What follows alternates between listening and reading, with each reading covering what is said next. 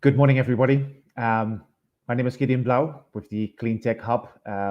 Today, we have another edition in the series of green entrepreneurs here in Latin America. Today, we are joined by Nicolas Castillo. He's the founder of Ecosea, calling in straight from Santiago in Chile. Nicolas, good morning. How are you? Hi, Gideon. Good morning. Thanks for having me. Great. Nicholas is participating with his company in the program Clean Growth LATAM. We do this in collaboration with the UK embassies, not only in the countries where we reside, Chile and Colombia, but also in other countries here in the region, like Mexico, Brazil, Argentina, and even in the Caribbean. So great for you guys to show up today. We have a very interesting topic. I think it is definitely part of the huge protein crisis we have across the world. How can we reduce our carbon footprint? What Nicolas is bringing to the table is very exciting and very innovative, I believe. But before we dive into the business of Ecosea, we first want to get to know Nicolas a little bit better. So where did this all start, Nicolas? Where did your love for the planet, fishing, etc., begin? Tell us a little bit about this. Yeah, I guess you could say that I was born in a place that I was privileged to be born in a place where nature it's just amazing. I was born in Patagonia, born and raised in Patagonia. So my whole life, I was in rivers, lakes, mountains, streams, enjoying the nature. And since I was little, I started seeing that pollution was taking more and more and more space everywhere. And that's where my passion comes from. Just a deep connection with nature from where I was born. So my dad, for example, he's a veterinarian, so I used to go with him to different parts of the region to visit farms and get a chance to see a lot of things, different locations, and you could see how slowly pollution was starting to take over, and that's something that I remember being sad about it. And as I grew up, I decided that I wanted to do something about it. Yeah. No, well, that's one of the most beautiful regions in the world, I believe. So great to grow up there. Oh yeah. And it's also great to see what you're trying to build with Ecosea. So, Nicholas, your father was a veterinarian. Did you get the same training, or you went a completely different way? Actually, I thought about it, but at the end, I went on a different route. I'm a mechanical engineer. Okay. Yeah. And I specialized on non-renewable energies. So that's my studies and what I graduated on. And then I went on through different industries, trying to make a change on the impact that those industries have. From the I worked in an airline, making sure that the fuel efficiency was as maximum as possible. Then I worked also in a power generation plant, also to change things. And then I started moving in different industries, but always with the focus of improving efficiency and reducing the impact of the different industries in the world. And finally decided to do what we're doing now, which is having a direct impact on the ocean's health and future. Yeah, it's an interesting journey. I've spoken to a lot of entrepreneurs that started out as engineers, let's say in the fossil industry, and then moved from the dark side into the light and started working on the other side. It's so interesting to see those journeys. Love it. Now it becomes very exciting because I think you, with your mechanical engineering background, saw this opportunity in a very specific industry most of the time we're not really aware of. We do eat fish, but we don't have any clue on the entire process. So tell us about this journey. Well, Chile has one of the major aquaculture hubs in the world. which is in the southern part of Chile. And as I am from that area, I also saw the impact that aquaculture was having on a yearly basis, and it was growing. I mean, aquaculture is a growing industry everywhere in the world. And the impact that it was having, not only on the environment, but also on the communities around the area. And that is something that really caught my eye and caught the team's eye, and we started discussing.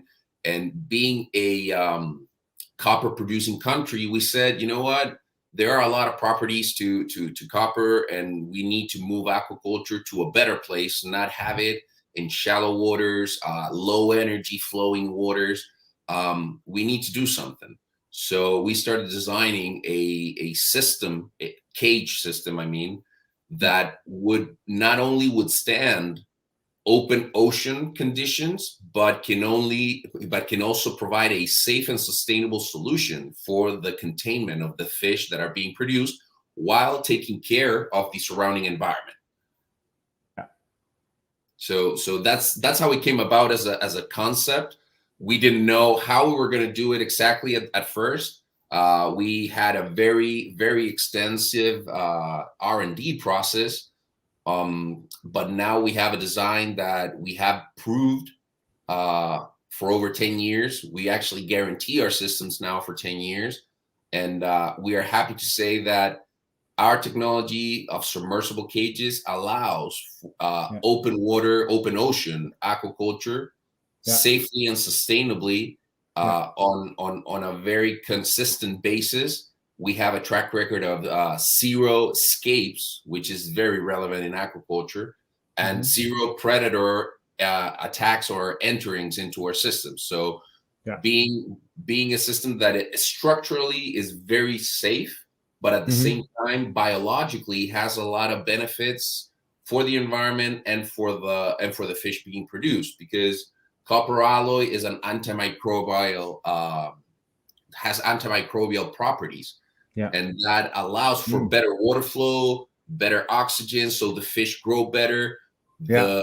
The feed that actually is provided to the fish is not wasted. Yeah. So it doesn't accumulate underneath the cages. We can move into deeper waters, which actually allow for the environment to actually be capable of withstanding the whatever debris comes from either the feces or the food that is not being consumed. It can actually be managed by the environment in a much better way because of the open water conditions. Yeah, but before we go into more detail on those specifics, which I find very fascinating, but I'd like to take one step back, because there might be people in the public that think, okay, what's new about this, right? Didn't we do this already? And how does this compare to, let's say, wild fishing? I mean, the only thing we hear in the news is the numbers are dropping at an alarming rate. So how is your solution combating this enormous conflict that we have with wild fishing? Well, actually, our solution goes to help the wild fisheries around the world, because, as you said, fisheries are basically overexploiting every single part of our ocean, right? So wild fisheries or wild fish it's less and less abundant, and that's something that needs to be fought with technology. Our technology allows to have a controlled production of fish and increasing the volumes of production without having all the negatives of traditional aquaculture technology cages that produce a lot of wasted nets or ghost nets that float around the ocean, for example. A lot of debris coming from the continuous use of short life plastic materials, styrofoam, buoys, and things like that float away. And actually, they are more than 10% of the huge plastic island that is floating around in the Pacific comes from fisheries and aquaculture debris. Wow. Right. Wow, that's an impressive number. What makes us different is that our technology is long lasting. As I said, 10 years with the same actual cage. You can produce continuously. And at the end of the life, our system is over 95% recyclable. The minor things, chains, shackles, things like that that are needed for the cage to be put in place are not recycled, but the structure itself is 100% recyclable. Yeah. Yeah, this is exciting. And I don't know if you have already numbers on this, because it would be very interesting also for the people to hear. If you compare, let's say, a kilo of let's say of fish on your plate under traditional conditions, which is caught under conditional conditions, saying wild fishery, in comparison with your system, what is the difference in carbon footprint? What are we looking at? Well, first to say that the carbon footprint comes from different sources. Yeah. In the aquaculture industry, as everything, but in this case, it comes from feed, chemical use, which are chemicals used to paint traditional nettings to avoid the growth of biological growth, which is called fouling on the surface of the nettings. Also chemicals to treat parasites, and then fossil fuel use and the growth of this, what is called the biofouling, which is algae, and actually it basically creates a crust around the cages that doesn't allow any water flow. Okay. With that, actually Earth Global did a study quite a few years ago with our technology, and the result was that on average, our technology, based on salmon production here in Chile, to be specific, reduces 155 kilograms of CO2 emissions per ton of fish produced. Yeah. And so far, our technology has has prevented the emission of over 10,000 tons of CO2 to the environment. Yeah. Okay, that is exciting news. That is exciting news. Now let's click on the technologies, because I mean, you're not talking just about open sea in let's say a safe bay or somewhere, but you're talking about open ocean. I mean, now you need a very robust infrastructure.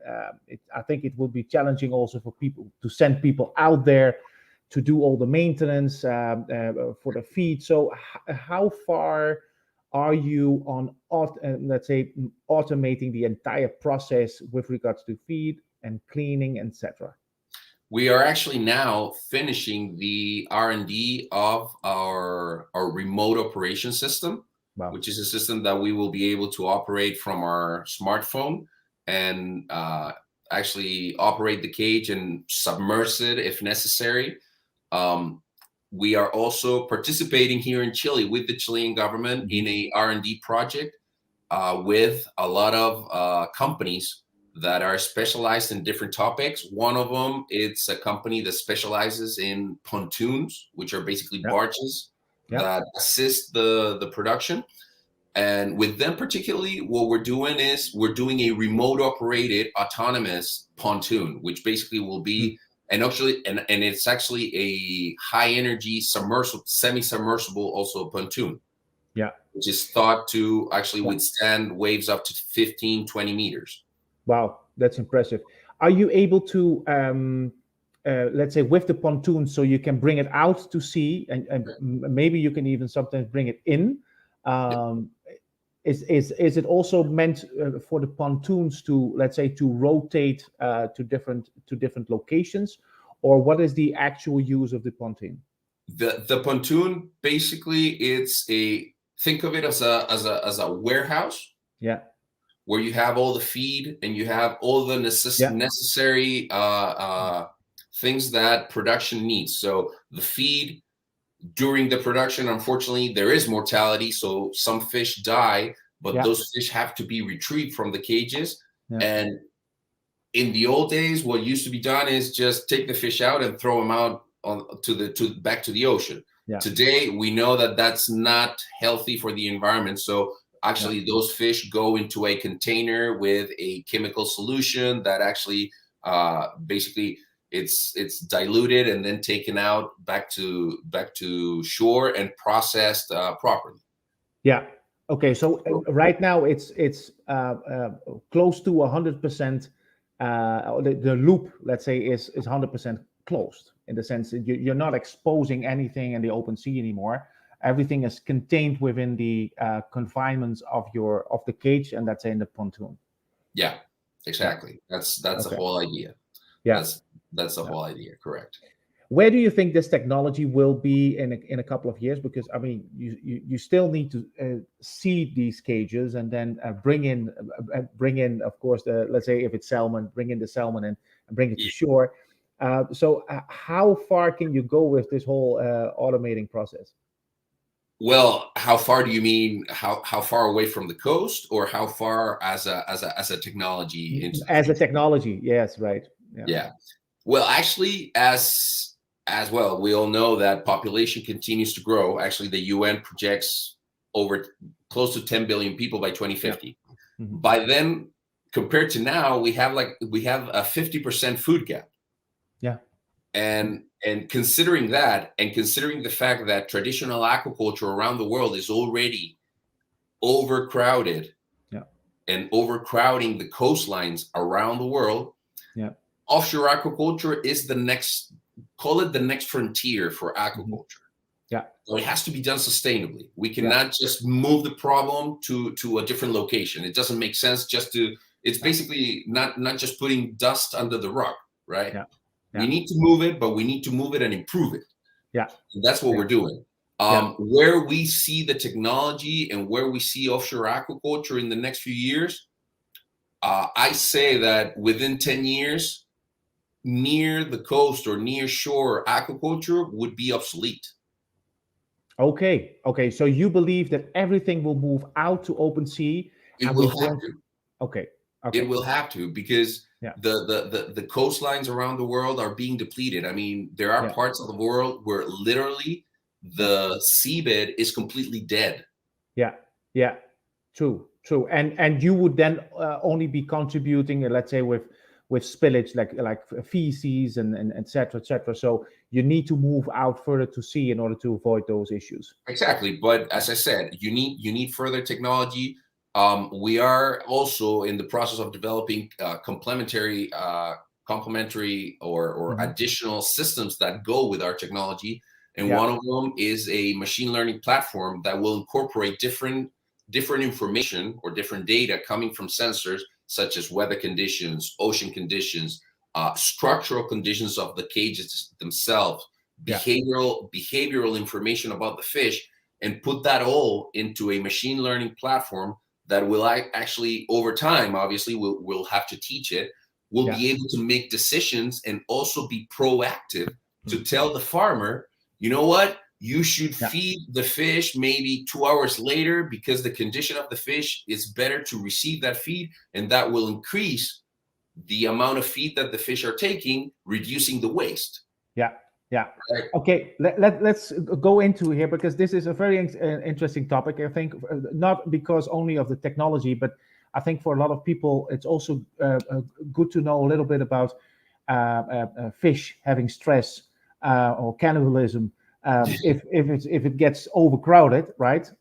It's almost like humans. So how can you use technology in order to control, let's say, that environment, or optimize that environment for the fish?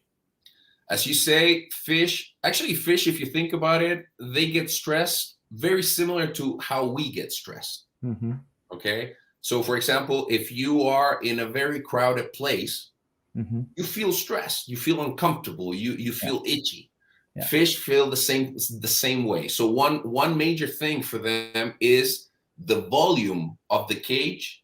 If for some reason it reduces itself, the fish feel overcrowded. They feel uncomfortable, and weaker fish can even die under those conditions.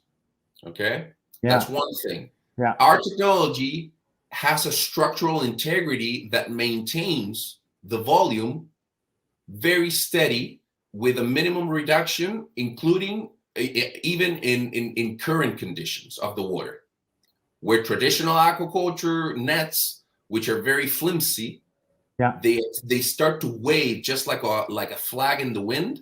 they start to wave underwater, and the crowd, I mean, the reduction of the volume produces overcrowding.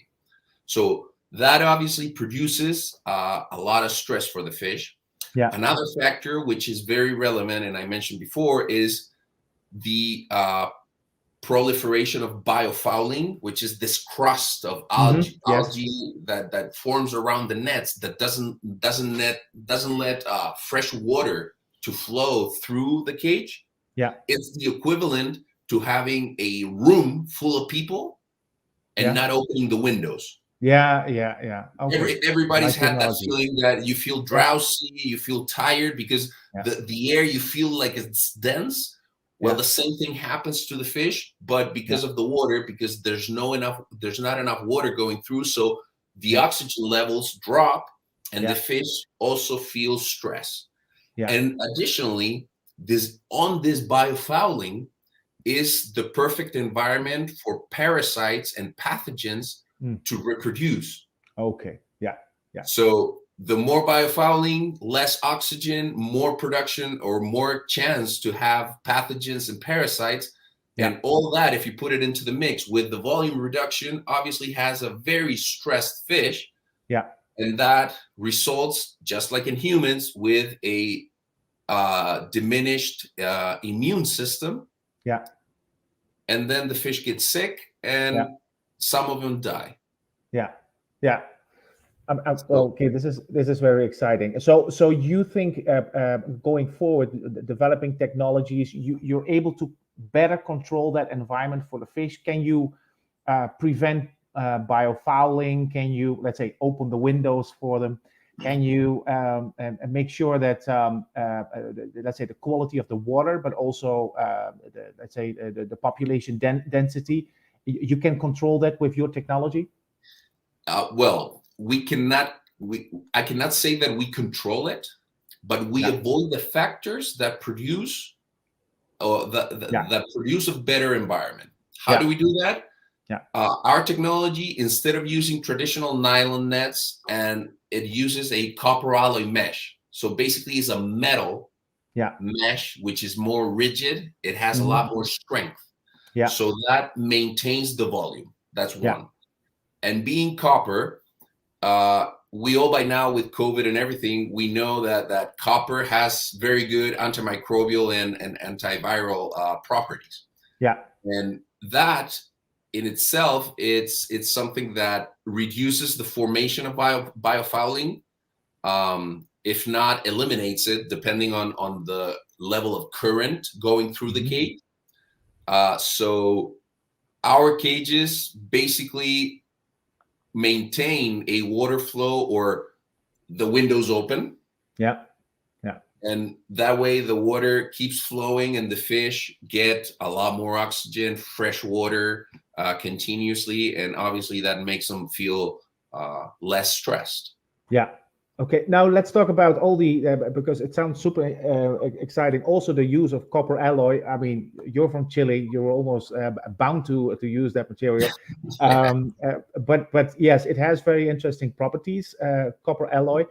The copper alloy, doesn't it make it very expensive? That's probably a question you're getting a lot. Well, if we it does increase the cost if you compare it to traditional near shore protected area type of aquaculture systems. Yes, it is more expensive.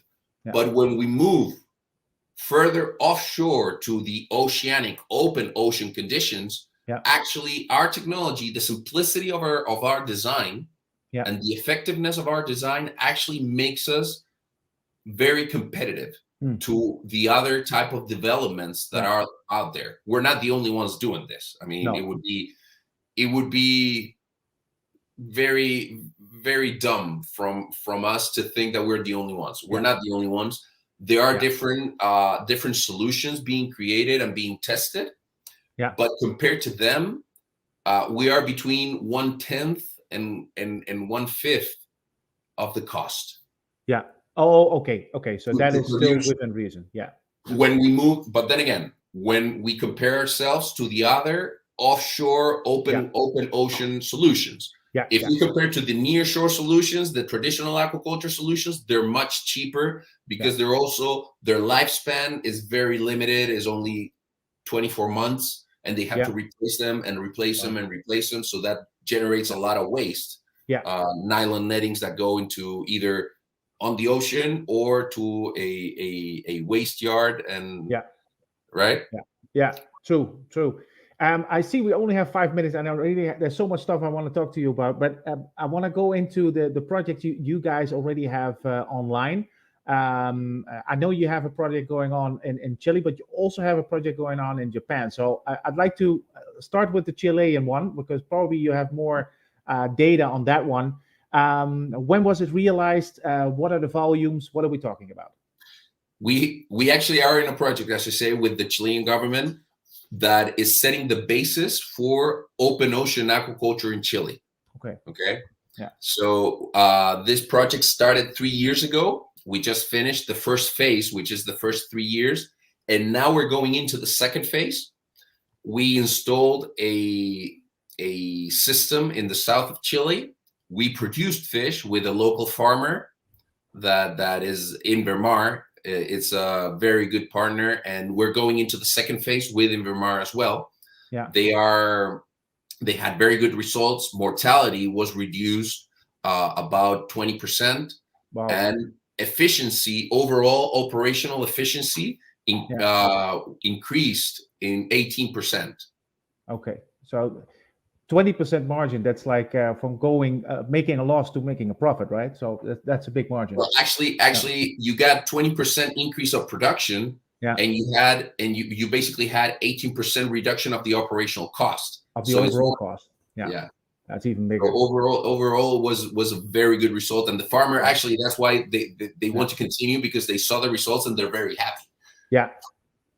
And so I think if you start comparing, let's say apples to apples, return on investment, you have a much more robust system. It's a longer lifespan, so it will pay off in the end for any fishery to install this. If we evaluate our system, the cost per ton produced over the lifespan of our system, we are very leveled with the traditional aquaculture systems that are currently operating. The problem is that aquaculture is such a fluctuant market that farmers today, for them, is very hard to project their numbers or do an investment on a 10-year basis on traditional aquaculture.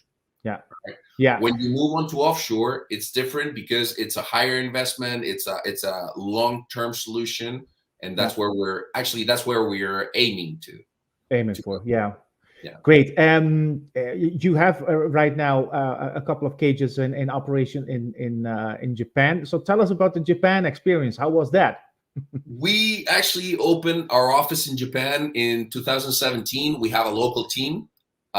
We have also an advisor, which is a very, very knowledgeable person within the market. And we have actually a licensee, a company that we work with there, that is basically promoting our technology. They are a company that has been involved. They're called Nito Seimo. They are a company that it's been in the aquaculture market for over 40 years. Wow. It's a very, very good and key partner. And right now, as you say, we have an adaptation that we did for the Japanese market, operating in the south, producing a type of fish which is called buri in Japan. The specific name is seriola of the species. But just 2 weeks ago, we finished the installation of the first submersible cage for salmon production off the coast of Japan. Salmon production is pretty big over there, right? Yeah. And actually, the Japanese government has a goal of replacing about 100,000 tons a year by 2030 of imports by local production. So that's basically what we're aiming for, to be the technology that can allow that to happen. So you're smack in the middle there. That's very good. I would say that we took about 12 years for an R&D process, but at that time, we were ahead of our time. Nobody was thinking about open ocean, oceanic aquaculture. Yeah. But right now, the governments of the world are seeing the necessity to move aquaculture offshore, and they're putting money up. They're subsidizing, they're promoting financing, they're giving tax exceptions Yeah. all around the world. Not Yeah. only in Asia. Obviously, in Scotland, there's a huge aquaculture market, Yeah. and that's also something that the Scotland, the Scottish government is promoting. Yeah. Obviously, we want to be the technology that helps Yeah. reach that food gap goal and do it Yeah. in a sustainable way. Yeah. Yeah. No, we have 1 minute left, and I want to touch on Europe because we're here part of this program we're doing together with the UK Embassy. I think there's an interesting debate going on in Europe in general, and that's, for example, around wild fishing, rather close to the shore, where there's still a lot of wind farms. Yeah. Wind farms and wild fishing don't go together, right? There's a lot of debate about this, and I wanted to ask you because I think, and I'm a completely I don't know anything about this. There could be, is there potential? Let's ask the question like this: is there potential for your system in combination, for example, with wind farms, offshore, huge wind farms, and I think in the future the entire North Sea, so the stretch between, let's say, the Netherlands, Belgium, and the UK, it could be an entire wind farm for the, let's say, for the European continent. How do you see this opportunity? 100%.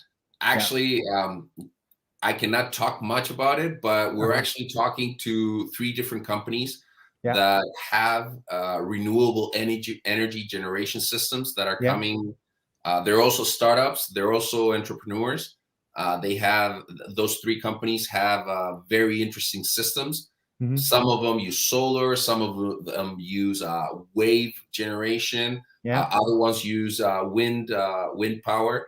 100%. That I think that is something that is definitely applicable and that can be executed for sure. Yeah, that is a very exciting future, Nicolas, because I mean, more and more, I'm talking to a lot about people about floating structures and floating infrastructure going out to sea, having it in combination with renewable energy. I mean, we could do in the future, in 20 years, we could do an entire fishery offshore and run it remotely, have warehouses over there, have the energy. So that's a very exciting future, Nicolas. Yeah, no, it is. It is. And as I say, the world is ready for offshore operations, not only for power generation, but also for aquaculture. And the governments are actually backing it up. So we feel that, and we say that we bring the future of a sustainable aquaculture to now, because we have a proven technology. We can guarantee it for 10 years.